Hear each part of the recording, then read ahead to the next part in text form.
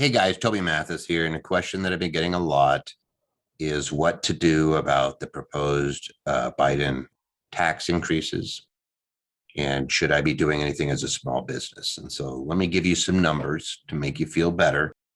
First off, the hardest thing to do in life is to kind of wait things out.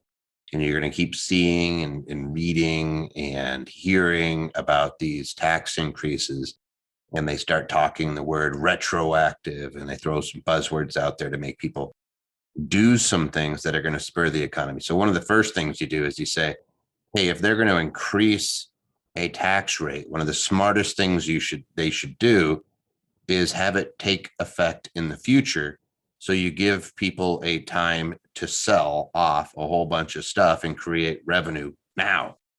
So for example, if they said to corporations, hey, this is the last year that we're going to offer 21% corporate tax rate, and then it'll go in effect at some point in the future, maybe September, maybe January. What you're giving people, what the companies an opportunity to do is jam in as much revenue now at that 21% and pay it with the fear that if they recognize it in the future. So sometimes you have a choice. You could actually recognize more income now, or you could incentivize your customers.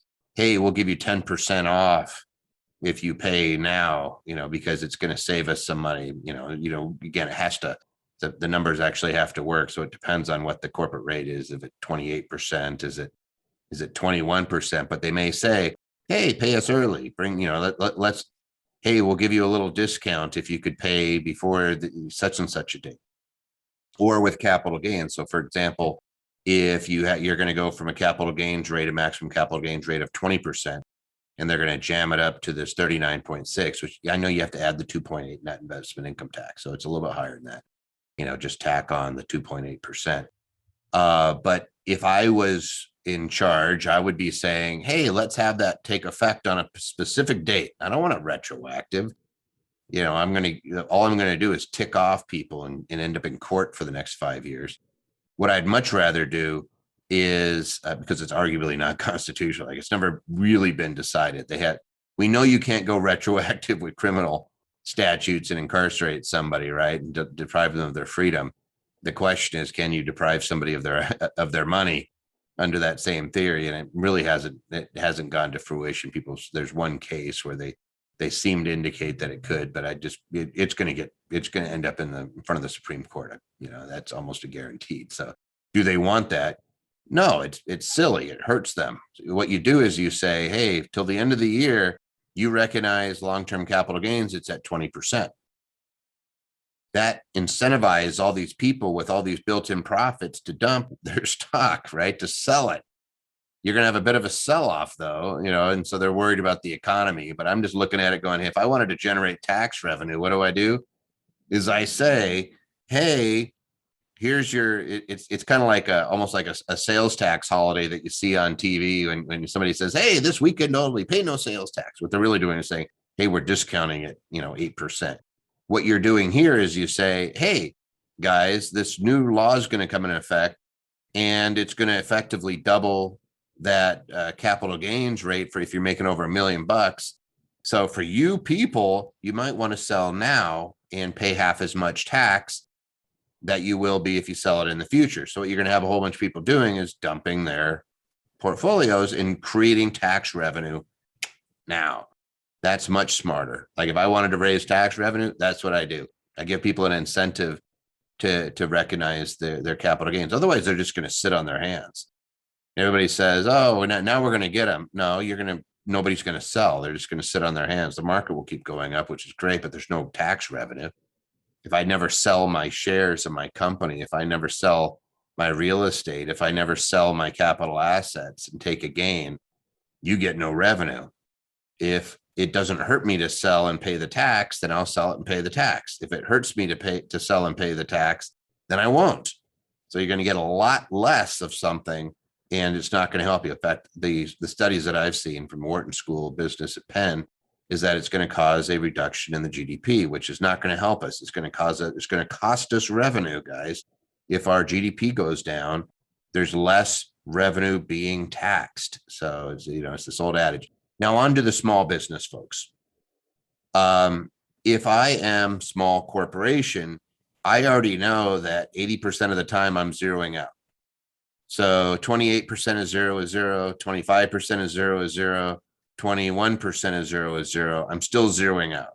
If I'm a small C Corp, 80% likelihood is I'm zeroing out. Now you look at the others and you say, I usually have a choice. Am I paying it out in the form of some sort of compensation? Am I paying it out to more employees? Am I doing defined contribution plans or defined benefit plans? Am I doing something to push the revenue into a tax deferred zone? And you have all these different incentives that are falling around to do some tax planning. Where that really kicks in is when there's a penalty if you just sit on it and leave it in the company. And so what you'll probably see if they increase the corporate taxes, you're going to see people take evasive action and not pay it. They're going to find ways to get it out. Either, hey, I'll pay you more salary. That's probably going to be a reality anyway. We're already seeing wages go through the roof. People switching jobs left and right. Cost of materials are way up. That's going to lower profit. So you're already saying like, hey, let's increase the tax. All you're going to get a lot more of is creative ways to not pay tax at all. And it kind of goes into that same thing is if I know behind door number one, I get my nose tweaked. Behind door number two, I get an open hand slap. And behind door number three is I'm going to punch you really hard right in the face. I don't want to get punched in the face. I might not mind the nose tweak. I might be like, oh, I'll open that one up. But I won't open up the door, right? I'm not going to go ahead and report profit. I'm going to find some other way to get it out if I know I'm going to get socked. If they make that corporate tax too high, you're going to get socked. And then there's companies that can't control it, like your utilities, and they're just going to pass it on to their consumer, which is regressive. It actually does the opposite. It's going to hurt the poor much worse than it's going to hurt the rich. And I don't know who's thinking of these things. I know that there's wise voices out there saying, take another gander at it. You're not getting what you want. You're looking at this in a vacuum. You're pretending that companies won't do something to avoid the punch. Don't punch the companies. They're going to avoid it. They will find ways to slip it. They will find ways to avoid it. They'll find ways that like we haven't even thought of yet. If the penalty is big enough, there's lots of incentives. They'll give it away.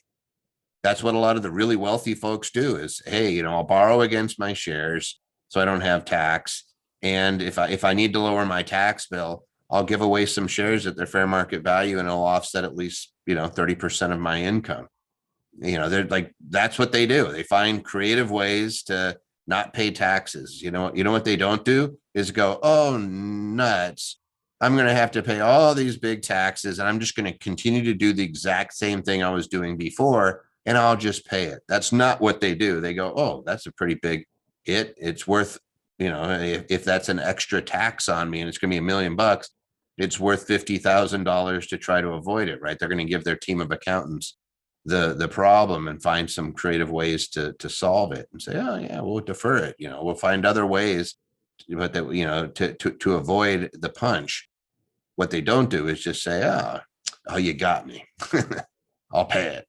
That's not what they do. If history is showing us anything, you hit them hard enough, they find ways. Just look at Amazon and Apple and Facebook and all these tech companies. They find ways to not pay taxes at all. And then you're thinking, 0% of whatever the number is still zero. Like they'll still find ways to avoid that tax, guys. And so, we're being really juvenile if we think that that just raising it automatically, we're going to have all this extra revenue. And boy, we showed them that's not how it works. So for the little guys, it just means don't take a bunch of action that's going to harm you. There's lots of talks about the estate tax and everything. Nothing has been passed yet. All of the issues that I just voiced, there's other people voicing them as well. They're voicing them to the lawmakers and they're saying, you're not going to get what you want. And there's enough credible research being done on this where they're realizing that that is true. If what you want to do is harm the economy, ram through what they propose because it's going to lower our GDP and it's going to lower our revenue. If what you want is to generate, to incentivize people to recognize some more tax, maybe to stop some of the abuses that are going on, which is what they're trying to do with this worldwide tax and other things. Fantastic. If somebody's avoiding all taxes and they're doing so in a shady way, like some of the tech companies are, by all means go after them. If you question whether they're doing it in a shady way, yes, they're in Luxembourg doing intellectual property where they pay for the rights for US use of or for international use of the intellectual property, and it's not taxed. They basically have a special little deal where, like, hey, you can just jam a bunch of money in this jurisdiction and pay zero in tax. There's not even a deferral mechanism. They just don't pay tax on it. End that nonsense, right? And say, hey, you know what? We're going to tax you on. We know what you're doing. We're going to tax you on it. The United States can certainly do that. It's whether they have the gumption and the spine to actually impose those things on some of their major donors. That's where you start looking at this, going, oh, if there's fairness and there's definitely something worthwhile. It's just what is the number where these companies won't balk. What they will balk at is if you throw a 28% tax and any penalties on the offshore revenue, and you start hitting them again, and then when they pay it out as a dividend, then you nail them again at 39%. There's going to be people that are absolutely going to take action to avoid that. But if you kept it low, if you gave them a safe, here's a safe haven for bringing some of that money in, and we try to end some of the abuses, then we're going to be much better off. So little guys, sit on your hands. You wait and see. We don't have a crystal ball. We don't know what's going to be passed out.